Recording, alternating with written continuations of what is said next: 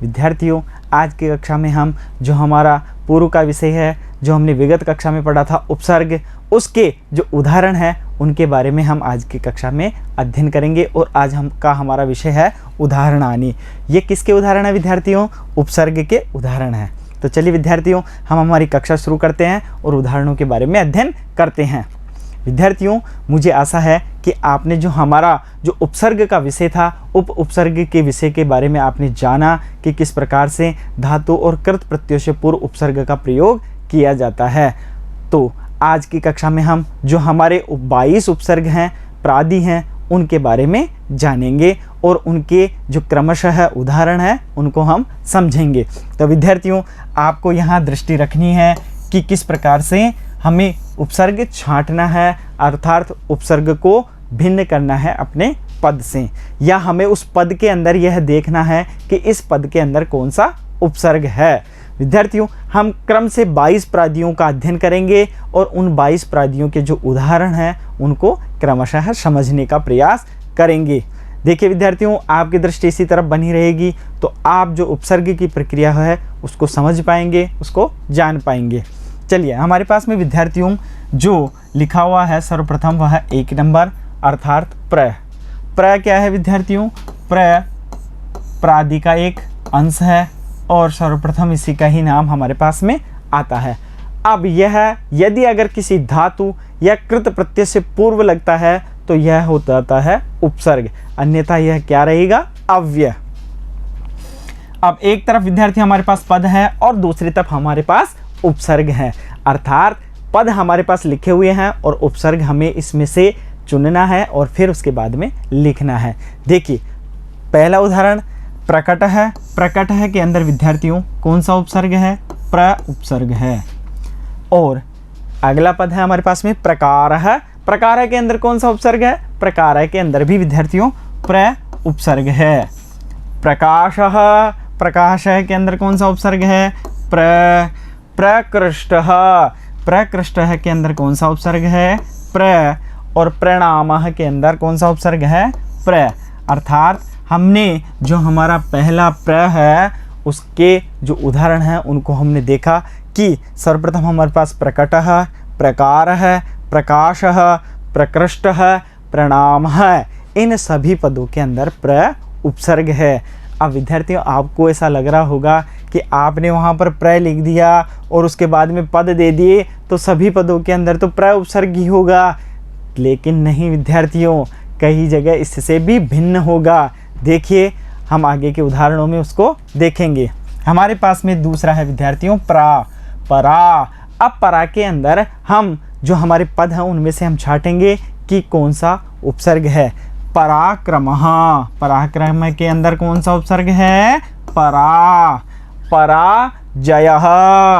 परा उपसर्ग होगा। पराहत है। परा। पराभूति ही, इसके अंदर कौन सा उपसर्ग होगा? परा। परामर्श, इसके अंदर कौन सा उपसर्ग होगा? परा। इस प्रकार से हमने जो हमारा परा उपसर्ग थे उसके भी उदाहरणों को हमने देखा है। अब हम आगे की ओर बढ़ते हैं। अब हमारे पास में है विद्यार्थियों अप। अप के अंदर अपकार है, इसके अंदर कौन सा उपसर्ग होगा? अप। अपक्षय, इसके अंदर कौन सा होगा? अप और अप। अपव्यय। अपव्यय के अंदर कौन सा उपसर्ग होगा? अप। और उसके बाद में अपक्रम, इसके अंदर कौन सा उपसर्ग होगा? अप। अपचय, इसके अंदर भी उपसर्ग होगा विद्यार्थियों अप। अर्थात हमारे जो उदाहरण है उन उदाहरणों में अप उपसर्ग हुआ है। चलिए अब आगे देखते हैं। अब हमारे विद्यार्थियों सम। सम के अंदर समय है। समय के अंदर क्या उपसर्ग होगा विद्यार्थियों? सम। सम विद्यार्थियों सम के जो म है वह हलंत है और हलंत ही हम यहाँ पर लिखेंगे। अब आगे हमारे पास है क्षमाचयनम। तो क्षमाचयनम के अंदर सम उपसर्ग है। अब विद्यार्थियों, अब यहाँ पर एक विशेष देखने वाली बात यह है कि क्या समाचयनम के अंदर सम ही उपसर्ग है अथवा दूसरा कोई और भी उपसर्ग इसके साथ है। तो विद्यार्थियों देखो समाचयनम के अंदर सम उपसर्ग के साथ ही आंग उपसर्ग है, और आंग के अंदर क्या बचता है? आ। तो हमने देखा कि जो समाचयनम है उसके अंदर 2 उपसर्ग है। उसी तरह से समाचार में भी विद्यार्थियों सम उपसर्ग है और आंग उपसर्ग भी है। समन्वयः सम उपसर्ग है, और उसके बाद में आप हमें बताइए कि इसके अंदर दूसरा उपसर्ग कौन सा होगा। तो विद्यार्थियों हम देखते हैं कि यहाँ पर क्या है? न और व, तो अर्थात इसके साथ में अनु उपसर्ग भी होगा। समाज है सम उपसर्ग है और आंग भी इसके अंदर उपसर्ग है। अर्थात हमारे जो कुछ पद होते हैं उनके अंदर 2-2 उपसर्ग जुड़े हुए हैं, और उन्हीं उपसर्गों को हमें ढूंढना है और आगे हमें लिखना है। देखिए आगे हमारे पास क्या उदाहरण है? हमारे पास उदाहरण है विद्यार्थियों अनु का। अर्थात जो पद हैं उनके अंदर कौन से उपसर्ग हैं? अनुकरणम में क्या है विद्यार्थियों? अनु उपसर्ग है। अनुप्रयोग में भी अनु उपसर्ग है। अनुप्राशः में भी अनु उपसर्ग है। अनुबंध में भी अनु उपसर्ग है, और अनुप्रवेश में भी अनु उपसर्ग है।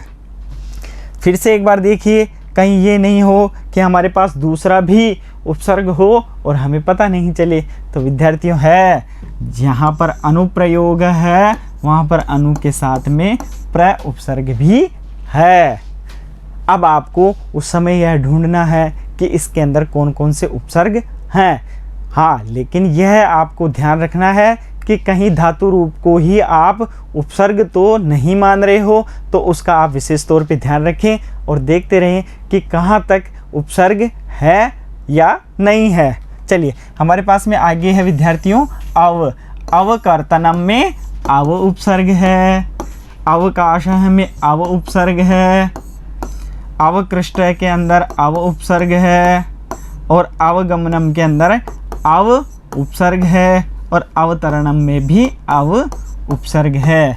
और इन उपसर्गों की प्रक्रिया में विद्यार्थियों आपको एक बात और ध्यान रखनी है, कहाँ पर कौन सा उपसर्ग हलंत है, अर्थात जो आधे वर्णों वाला है, या कौन सा पूरे वर्णों वाला है, अर्थात पूर्ण रूप से है। देखिए हमारे पास में जो निश है, निश में जो श है वह श हलंत है, अर्थात जो हलंत वर्ण होगा वह किसी अन्य पद के साथ वहाँ पर जुड़ा होगा। अब विद्यार्थियों मैं आपको बता देता हूँ, जो श है यदि अगर उसके बाद में क, ख, प और फ होगा तो यह स क्या हो जाएगा? मूर्धन्य श हो जाएगा। अर्थात जो हमारा दंत्य श था, यदि अगर उसके आगे क, ख, प, फ होगा तो यह मूर्धन्य श हो जाएगा। यदि अगर इसके बाद में च होगा तो यह क्या हो जाएगा विद्यार्थियों? हमारे पास में यह हो जाएगा तालव्य श। देखिए किस प्रकार से होगा, हम इसको उदाहरण के माध्यम से देखते हैं और समझने का प्रयास करते हैं कि किस प्रकार से यह हो जाएगा। देखिए निस्तारक है, तो निस्तारक के अंदर त है, इसलिए हमारे पास में यहाँ पर यह सीधा सीधा निश उपसर्ग होगा। इसके बाद में देखो विद्यार्थियों निश्चित है, निश्चित के अंदर च है, च होने के कारण जो श था वह क्या हो गया? तालव्य श, और तालव्य श होने के बाद भी हमारा उपसर्ग तो मूल रूप से यही रहेगा। निष्कासित में हमने पढ़ा कि क अगर बाद में हो श के बाद में, जैसे अगर इसका हम रूप अलग करते हैं निश धन कासित, तो ये स है, ये बदल कर क्या हो जाएगा? मूर्धन्य श। तो अब हमारा पद क्या बनेगा विद्यार्थियों? निष्कासित है। अब हमने देखा और जान लिया है कि जो श है दंत्य श, यदि अगर उससे आगे क, ख, प, फ होगा तो वह मूर्धन्य श हो जाएगा, और यदि अगर च होगा तो वह तालव्य श हो जाएगा। इस प्रकार से हमने इसको देखा है। चलिए अब हम आगे चलते हैं और देखते हैं कि किस प्रकार से हमारे आगे के जो उपसर्ग हैं वह है। देखिए निश्चय च आगे है, इस कारण से ये क्या बनेगा? तालव्य श, लेकिन हमारा जो उपसर्ग होगा वह मूल रूप से निस ही होगा। चलिए आओ, अब हमें यह देखना है कि क्या ऐसा कोई पद रह गया है जिसके अंदर और भी उपसर्ग हैं। तो देखिए विद्यार्थियों, यहाँ पर सम उपसर्ग भी है। तो जो निष्संक्रमण है, निष्संक्रमणम जो पद है, उस पद के अंदर निस और सम दोनों उपसर्ग हैं। चलिए अब आगे की ओर देखते हैं। आगे हमारे पास क्या उदाहरण है विद्यार्थियों? निर, निर के अंदर र हलंत है, तो निर आकार है, तो निर भी होगा इसके अंदर और आंग उपसर्ग भी होगा। हम इनको वापस सही से लिख लेते हैं एक बार। किस प्रकार से लिखेंगे इनको?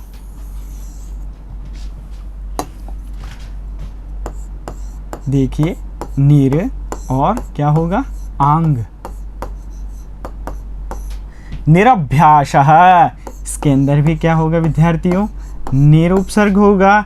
निर निराहार है, अब यहाँ पर निर भी है और आंग भी है। निर्विकार है, निर भी होगा और क्या उपसर्ग होगा इसके अंदर? वी उपसर्ग भी होगा। निर्गमः, निर उपसर्ग होगा। और हम देखें कि क्या कोई ऐसा पद रह गया है जिसके अंदर और भी उपसर्ग हैं। तो हम देखते हैं कि प्रथम दृष्टया उसमें किसी प्रकार से हमें द्वितीय उपसर्ग नहीं दिख रहा है। चलिए अब हम आगे की ओर चलते हैं। अब हमारे पास में है विद्यार्थियों दुस, दुस में श है, इस कारण से हमें वही प्रक्रिया ध्यान रखनी है। यदि अगर स से आगे यदि अगर हमारे पास में क ख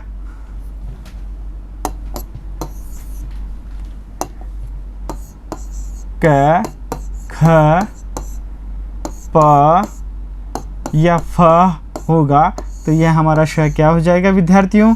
मूर्धन्य श। और यदि अगर यह च होगा तो यह क्या हो जाएगा विद्यार्थियों? तालव्य श। देखिए, दुष्कृत्यम, यहाँ पर क्या उपसर्ग होगा? दुष। दुष्पतनम, यहाँ पर भी क्या उपसर्ग होगा? दुष। दुष्प्रकाश है, यहाँ पर भी होगा दुष। दुष्प्रवृत्ति, दुष और प्रवृत्ति। क्या यहाँ पर दो उपसर्ग हैं विद्यार्थियों? दुष के साथ में दुष भी होगा और प्र भी होगा, और दुष्कीर्ति के अंदर दुष उपसर्ग है। इस प्रकार से हमने जो हमारा दुष है उसको भी देख लिया है।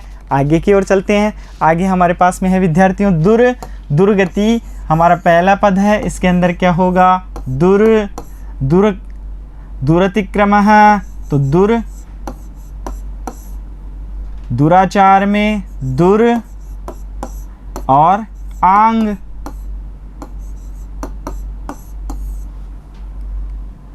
दुरेषणा में विद्यार्थियों दुर है और दुरालाप में दुर और आंग है। चलिए, और कोई बच गया है विद्यार्थियों? तो हम देखते हैं कि हमारे पास में यहाँ पर अतिक्रम है, तो अतिक्रम है के अंदर यहाँ पर दुर के साथ में अति उपसर्ग भी होगा। चलिए आगे की ओर चलते हैं, देखते हैं आगे कौन कौन से उपसर्ग हैं। आगे है विद्यार्थियों हमारे पास में वी, वी के अंदर हम देखते हैं कि सीधी सीधे ही विकार है के अंदर वी उपसर्ग है, विक्षेप में भी वी उपसर्ग है, विचारक में वी उपसर्ग है, विज्ञानम में वी उपसर्ग है और विद्वेष में भी वी उपसर्ग है।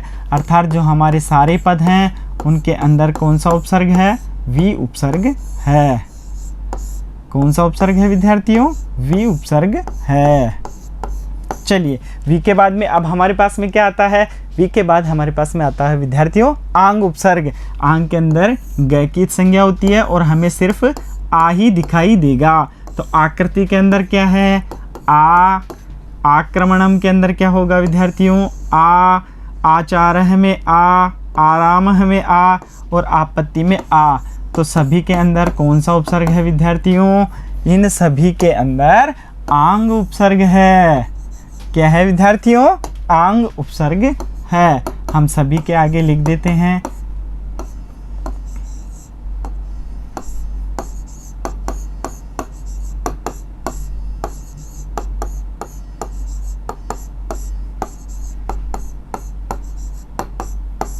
ठीक है, अब हमारे पास में जो आंग उपसर्ग है उसके उदाहरण भी हमने लिख दिए हैं। अब हम फिर से एक बार देख लेते हैं, ताकि कहीं कोई ऐसा पद हो जिसके अंदर दो उपसर्ग हो तो हम उसे भी एक बार ढूंढ लेते हैं। लेकिन हम देखते हैं कि इनमें से कोई भी ऐसा पद नहीं है जिसके अंदर दूसरा कोई उपसर्ग हो। चलिए आगे की ओर बढ़ते हैं, आगे को देखते हैं। अब हमारे पास में क्या है विद्यार्थियों, आंग के बाद में नी उपसर्ग हमारे पास में है। नी के अंदर देखिए विद्यार्थियों, नी क्षेपः में नी उपसर्ग है, निग्रह में नी उपसर्ग है, नियति में नी उपसर्ग है, न्यासः में नी उपसर्ग है और निमंत्रण में भी नी उपसर्ग है। अर्थात इन सभी पदों के अंदर कौन से उपसर्ग हैं, नी उपसर्ग है। चलिए हम इनको एक बार लिख देते हैं हमारे पदों के सामने कि इसके अंदर कौन कौन से उपसर्ग हैं। हमने देखा कि इन सभी पदों के अंदर तो नी उपसर्ग ही है। और फिर से एक बार देख लेते हैं कि क्या कोई दूसरा उपसर्ग इनके साथ है, तो हम देखते हैं कि कोई दूसरा उपसर्ग इनके साथ नहीं है। अब नी के बाद आता है विद्यार्थी हमारे पास में अधि उपसर्ग। देखिए अधिकारः में अधि उपसर्ग है, अधिकृत्य में भी अधि उपसर्ग है, अध्याय में भी अधि उपसर्ग है, अधिकृतम में भी अधि उपसर्ग है और अधिकरणम में भी अधि उपसर्ग है। इन सभी उपसर्गों को हम यहाँ पर एक बार लिख देते हैं ताकि हमें यह स्मरण में रहे कि यहाँ पर कौन कौन से उपसर्ग हैं। और उपसर्गों के बारे में हमने जाना है कि जो पद है उसके आरंभ में, अर्थात जो पद है उससे पहले इनका प्रयोग किया जाता है। लेकिन हमें यहाँ देखना होता है कि वास्तव में क्या कोई दूसरा उपसर्ग भी इनके साथ है। अगर है तो वह भी हमें वहाँ पर लिखना है। चलिए आगे वाले उपसर्ग के पास चलते हैं और देखते हैं कि अब हमारे पास में है अपि उपसर्ग। अपि करोति में भी अपि उपसर्ग है, अपि पाठः में भी अपि उपसर्ग है, अप्येति के अंदर भी अपि उपसर्ग है। यह संधि युक्त पद है अपि के साथ में। तो यहाँ पर जो हमारे उपसर्ग हैं उनको हम एक बार लिख देते हैं कि यहाँ पर कौन कौन से उपसर्ग हैं। इसको फिर से लिख देते हैं विद्यार्थियों, क्योंकि यह जो हमारा पद है अगर सही से नहीं लिखा जाएगा तो वह विभिन्न दिखेगा। अपि के स्थान पर आई भी दिखेगा और अन्य दूसरे प्रकार से भी देखा जा सकता है। चलिए अपि के बाद में विद्यार्थियों अब हमारे पास में है अति। अति के अंदर देखिए अतिदेशः, अतिदेशः के अंदर अति उपसर्ग है, अतिसर्गः के अंदर अति उपसर्ग है, अतिक्रांतः के अंदर अति उपसर्ग है, अतिक्रमणम के अंदर अति उपसर्ग है और अतिपातः के अंदर अति उपसर्ग है। अर्थात इन सभी पदों के अंदर अति उपसर्ग है। तो विद्यार्थियों इनको हम एक साथ लिख देते हैं। अति उपसर्ग है, अतिसर्गः में, अतिक्रांतः में भी अति उपसर्ग है, अतिक्रमणम के अंदर भी अति उपसर्ग है और अतिपातः के अंदर भी अति उपसर्ग है। अर्थात इन सभी पदों के अंदर अति उपसर्ग है। चलिए अब आगे देखते हैं। आगे हमारे पास में है विद्यार्थियों शु। शु में हमारे पास पहला उदाहरण है स्वागतम। स्वागतम के अंदर सु उपसर्ग है, सुक्ति के अंदर भी विद्यार्थियों सु उपसर्ग है, सुव्यवस्थितम के अंदर भी सु उपसर्ग है, सुनिश्चय के अंदर भी सु उपसर्ग है और सूक्तम के अंदर भी सु उपसर्ग है। अब दूसरी प्रक्रिया में हमें क्या देखना है कि क्या कोई ऐसा पद है जिसके अंदर और भी उपसर्ग हैं, क्योंकि ये तो हमने सरलतम तरीका देखा है कि सु ऊपर लिखा हुआ है कि सु के उदाहरण है तो सभी पदों के अंदर सु उपसर्ग तो होगा। लेकिन यहाँ पर समझना यह है कि सु के साथ साथ और कौन सा उपसर्ग हो सकता है, यह हमें यहाँ पर देखना है। चलिए विद्यार्थियों देखते हैं सु के साथ में यहाँ पर है आंग और सूक्ति के अंदर नहीं है सुव्यवस्थित, वी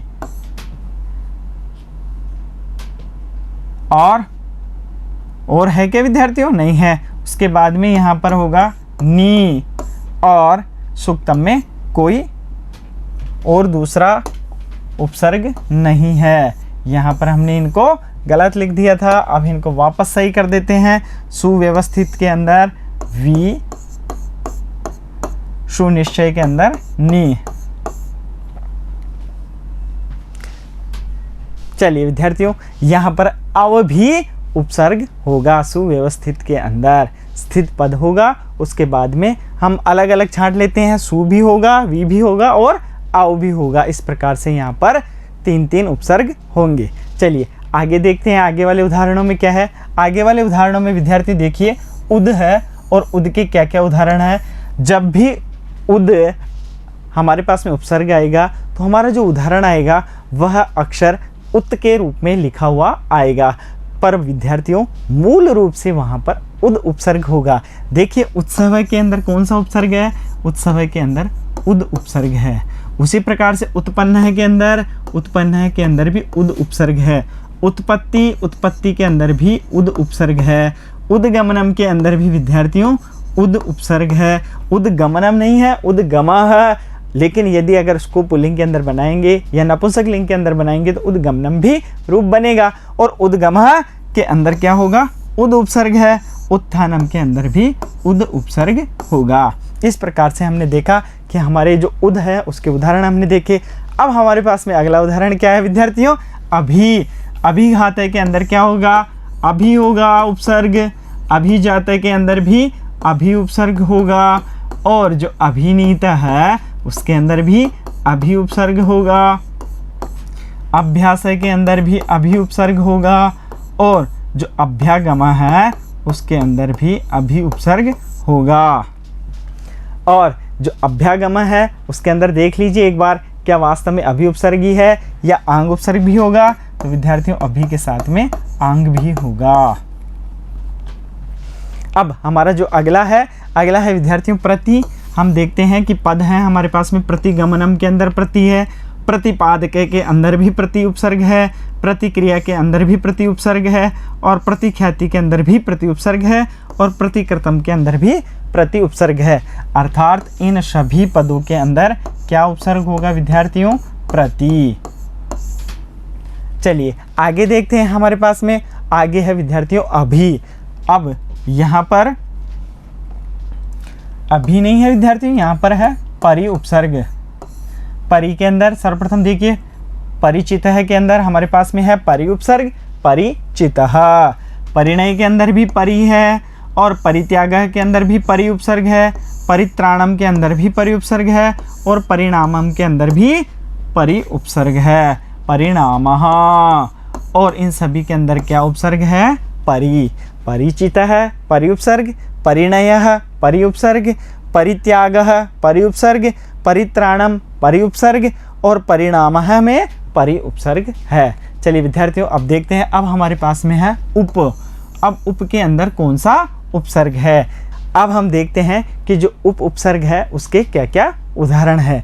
देखिए उपकरणम, उपगृह, उपचार है, उपदेश है, उपनयनम, इन सभी पदों के अंदर उप उपसर्ग है। देखिए किस प्रकार से, उपकरणम उदाहरण है, उपग्रह है, उपचार है, उपदेश है, उपनयनम, सभी के अंदर जो उप है वह क्या है विद्यार्थियों, उपसर्ग है।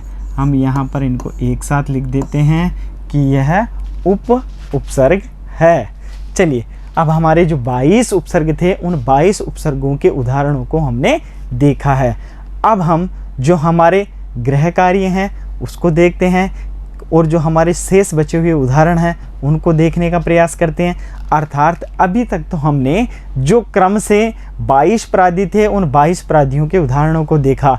अब इन सभी उदाहरणों को हम एक ऐसी शैली के अंदर देखेंगे जहाँ पर हमें यह देखना पड़े कि जो क्रम है वह क्रम नहीं है, और हमें उस पद के अंदर ढूंढना हो कि किस प्रकार से इसमें कौन सा उपसर्ग है। चलिए विद्यार्थियों, अधोलिखितेभ्यः पदेभ्यः उपसर्गान विचित्य लिखत, अर्थात जो पद दिए हुए हैं उन पदों से हमें उपसर्ग चुनना है और लिखना है।